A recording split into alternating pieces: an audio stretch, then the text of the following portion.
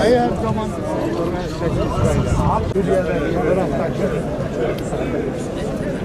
kahrolsun İsrail, kahrolsun Amerika. Kürecik NATO radar üssüne hayır inisiyatifi olarak her ayın ilk cuma gününde düzenlediğimiz basın açıklamalarının bugün itibariyle 3. yılını geride bırakmış bulunuyoruz. Rabbimiz ömür verirse Türkiye'miz NATO'dan çıkıncaya kadar bu kutlu mücadelemizi kesintisiz olarak sürdürmeye devam edeceğiz inşallah. Hedefimize ulaşıncaya kadar her ayın ilk cuma günü NATO'ya ve üslerine hayır cumasıdır. Kürecik incirlik kapatılsın. Bugün bu meydanda hem NATO'ya hayır demek ve hem de Siyonist İsrail Cumhurbaşkanı katil Herzog'un Türkiye'ye davet edilmesini protesto etmek üzere toplanmış bulunuyoruz. Bu basın açıklamamız aynı zamanda Mavi Marmara Gazisi Mehmet Tunç tarafından Sayın Cumhurbaşkanımıza ve hükümete kamuoyu önünde açık bir çağrıdır. Terörist İsrail'in başı Yitzhak Herzog'un hükümet tarafından Türkiye'ye davet edilmesi Türkiye'li Müslümanlar için bir utanç sebebidir. Müslümanlar için bu bir utanç sebebidir.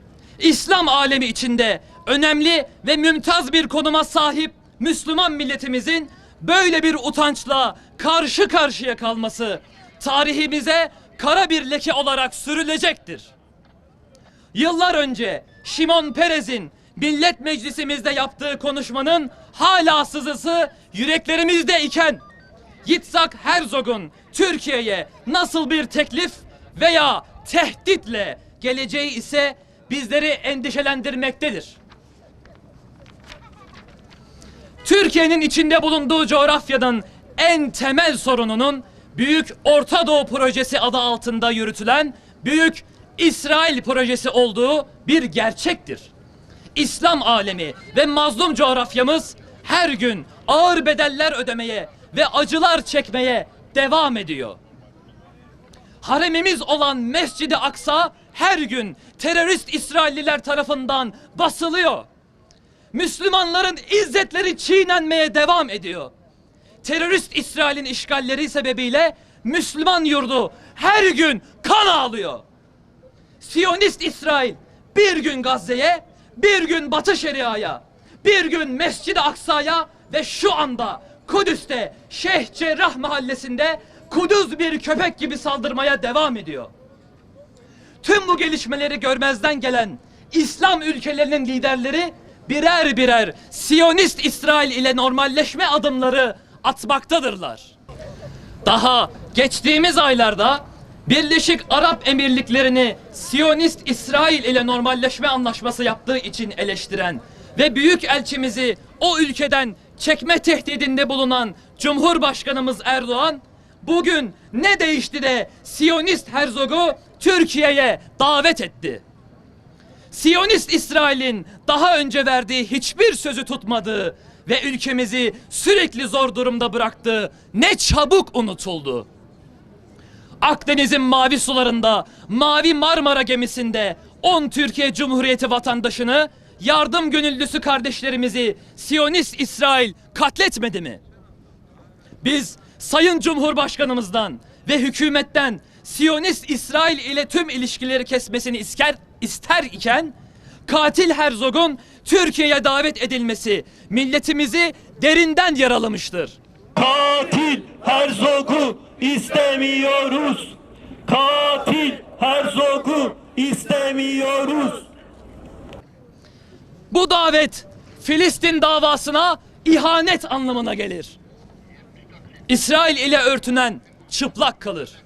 Siyonistlerle işbirliği yapanlar zillete düçar olur. Tarih bunun en güzel şahididir.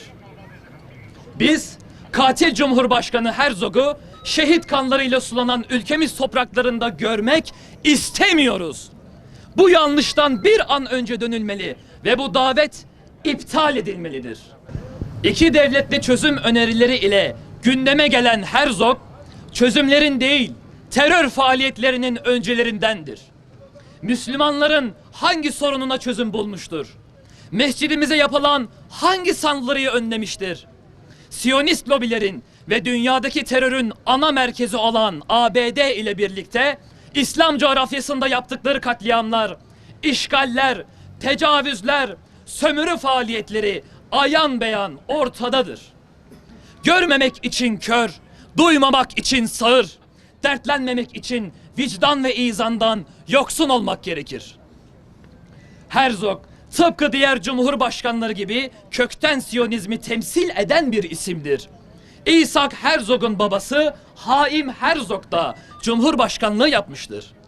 Haim Herzog, Siyonist İsrail'in kuruluş aşamasında Filistinlilere karşı terör eylemleri yapan gizli bir örgütün faal üyesidir.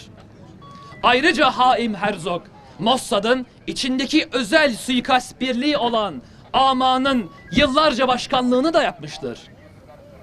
Herzog'un bu dönemde Müslüman Kardeşler kurucusu Hasan el-Benna'nın şehit edilmesi emrini veren bir katilin ta kendisidir. Herzog ailesi Siyonist İsrail'in kuruluşunda ve gelişiminde doğrudan yer almıştır. İşte görüldüğü gibi hükümet böyle eli kanlı bir aileden gelen Herzog'u ülkemize davet etmiştir. Yani korsan İsrail'de değişen hiçbir şey yoktur. Herzog'un kendinden önceki diğer terörist Siyonist yöneticilerden hiçbir farkı yoktur. Müslüman liderlerin teröristlere tepki vermesi gereken yerde işbirliği yapması yarışını üzülerek izlemekteyiz. Türkiye'miz hiçbir konuda şu anda Siyonist İsrail'e muhtaç değildir. Ayrıca korsan İsrail'in Filistinli kardeşlerimizden çaldığı doğal gazı Türkiye üzerinden Avrupa'ya satmak istemesi milletimiz açısından kabul edilemez bir tekliftir. Hükümet, hırsız İsrail'in Filistinli kardeşlerimizden çaldığı doğal gazı Türkiye üzerinden Avrupa'ya satmasına aracılık etmemelidir. Milletimiz böyle bir anlaşmayı kabul etmiyor. Siyonist İsrail ile Türkiye'nin normalleşmesi Filistin halkına işgal, katliam ve zulüm olarak geri dönecektir.